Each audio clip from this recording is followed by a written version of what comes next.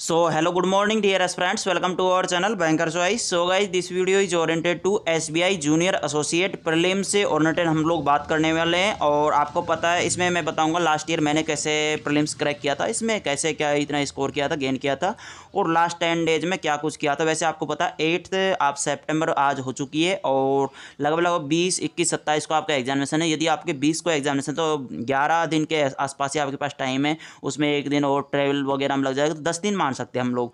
तो 10 दिन का टाइम आप लोग पढ़ोगे, उसमें एक दिन रेस्ट वगैरह भी, तो 10 दिन है अब। और 10 दिन में क्या कुछ आपकी स्ट्रेटेजी होनी चाहिए और लास्ट ईयर मैंने कैसे किया था और मेरे कैसे 70 आउट ऑफ 100 मार्क्स आए थे एसबीआई जूनियर एसोसिएट प्रीलिम्स में, जो कि मतलब कट ऑफ से मेरे 10.50 मार्क्स अबो थे, मतलब 10.5 मार्क्स अब थे। कट ऑफ थी 59.50 थी हमारे राजस्थान में और मेरे मार्क्स थे 70। ठीक है, चलिए गाइज हम लोग बात कर लेते हैं। वैसे आपका जो एग्जाम का लेवल होता है काफ़ी ईजी लेवल होता है एसबीआई जे प्रीलिम्स का, में से मतलब ज़्यादा ईजी तो नहीं बट आरआरबी पीओ प्री के लगभग आता है। ठीक है, ऐसा कुछ लेवल देखने को आपको मिलेगा।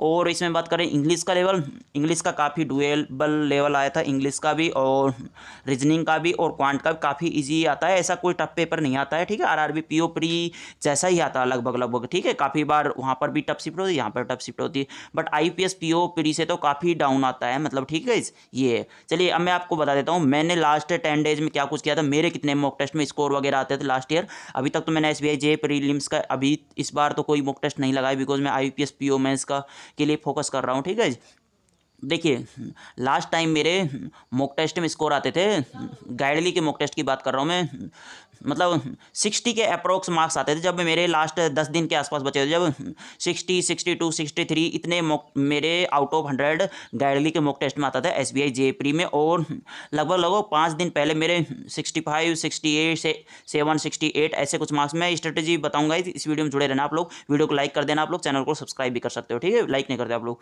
ठीक है, और मैंने क्या किया था लास्ट में कि जो मेरे मॉक टेस्ट में स्कोर लास्ट 5 डेज में मेरे स्कोर 68, 69 ऐसा कुछ आया था। और लास्ट मतलब एसबीआई जे प्री का मेरे एग्जामिनेशन जैसे आज है और उससे जस्ट एक दिन पहले जो मैंने मॉक टेस्ट लगाया उसमें मेरे स्कोर कितना था, 76 मेरा स्कोर आया था। उसमें मेरे 77 शायद अटैम्प्ट थे, 78 अटैम्प्ट थे और मतलब 76 मेरा स्कोर आया था उसमें लास्ट मॉक टेस्ट जो दिया था मैंने एग्जामिनेशन से जस्ट 1 डे पहले। अब मैं बता देता हूँ आपको, मेरी कोई इंग्लिश कोई ऐसी कोई प्रो लेवल नहीं थी। ठीक है, काफ़ी नॉर्मल लेवल थी, जो वोकैब के नॉर्मल जो वर्ड्स हैं वही मेरे को लर्न थे और उसी से मेरे इंग्लिश में मैं शायद 19 या 20 के अप्रोक्स अटैम्प्ट कर पाए थे, इंग्लिश में ज़्यादा अटैम्प्ट नहीं कर पाया था।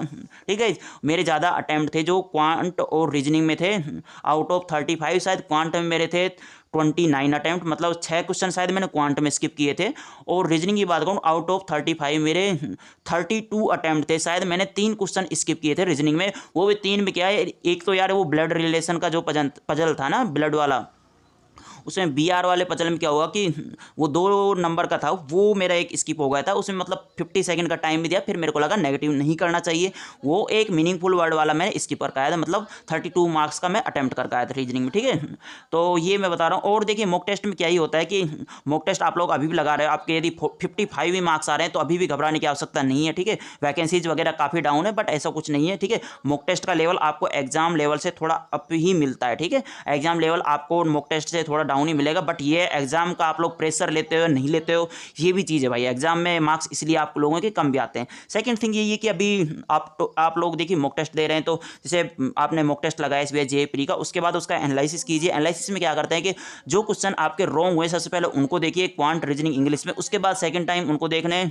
जो क्वेश्चन आपने स्किप किए उनको देखिए, और जो क्वेश्चन आपने करेक्ट कर दिए बट आपको कन्फ्यूजिंग लग रहे थे उस टाइम बट आपने लगा दिए थे अज्यूम करके, ऐसे मत करना मॉक टेस्ट में आगे से। अभी तक तो आप कर रहे हो बट लास्ट 10 दिन में अज्यूम करके कोई मत लगाना, मार्क मत करना क्वेश्चन। हाँ, इंग्लिश में 1 या 2 क्वेश्चन जरूर कर सकते हो अज्यूम करके और मत करना ज़्यादा, तभी आपका वहाँ पर मेन जो एग्जामिनेशन रहेगा तब भी आप अच्छा ही परफॉर्म कर पाओगे। ठीक है, नेगेटिव का ध्यान रखना है।